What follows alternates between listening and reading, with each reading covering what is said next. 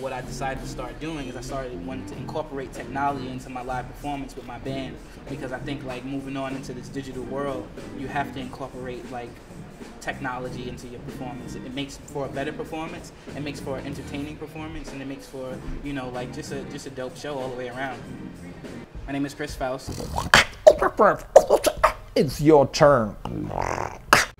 I'm from Brooklyn, New York. I was born and raised for a little bit of my childhood in Marcy Projects, and then we moved to Park Slope. I played piano when I was a little kid.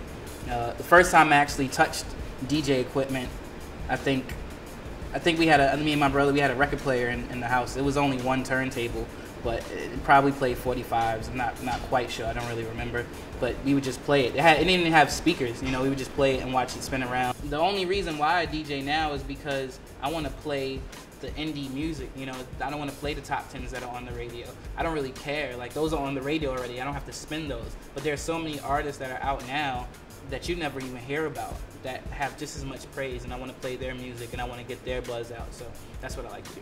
The RMX2 is like, it's like, you know, it's small, it's compact, it's very accessible. The features on it allows you to do so much different things, as far as like sampling and looping and you know, the cue ups, and you can do so many, you know, you can play records, you can cue up a new record. Well, my favorite part of the RMX2, there's a feature, there's a pad feature where you can use loop samples, you can cue up, and you can put effects on the actual vocals.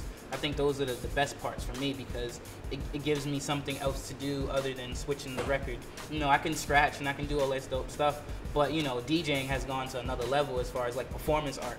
So the availability, you know, the opportunity to like, you know, loop up a sample and then play another record while that loop is playing is really cool for me, and I like that.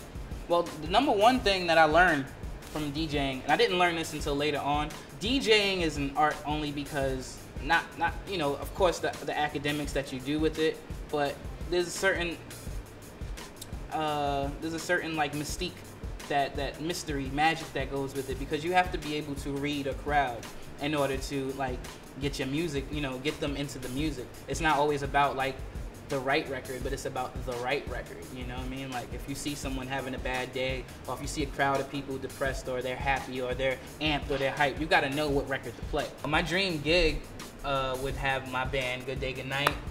We'd be in full force, we'd be on the stage, and it would be one person in the audience, and it would probably be like Michael Jackson, and I would want to DJ for him, and then I would want him to DJ for me and see if we got anything in common. Only because, like, you know, he is probably the biggest inspiration musically in my life.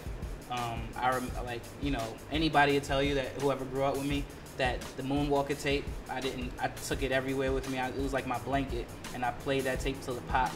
And I just think like he is a different type of artist. I don't even think he's from this earth. I think he's a different dude, and I would want to pick his mind on, you know, what music he likes. The hardest thing for artists nowadays is like they get discouraged so easily. So when something doesn't go right, they're quick to quit. So, you know, you don't quit. You just keep going, and you keep learning, and you learn your craft so that you know it better than anybody else, and you patent it, and then you perfect it, and then that's it, and then you're you. So at the end of the day, it's like he would just tell me, be you, and if that's what you're supposed to do, then it'll come organically. I'll step on any stage, whether I know the songs, whether I don't. There's a certain high that I get now. That adrenaline rush from that one day, I crave to get it every single time. So, you know, when people say, well, artists get on stage, they have butterflies, like if I don't get butterflies, there's a problem. Like I want the butterflies. I need the butterflies. Butterflies.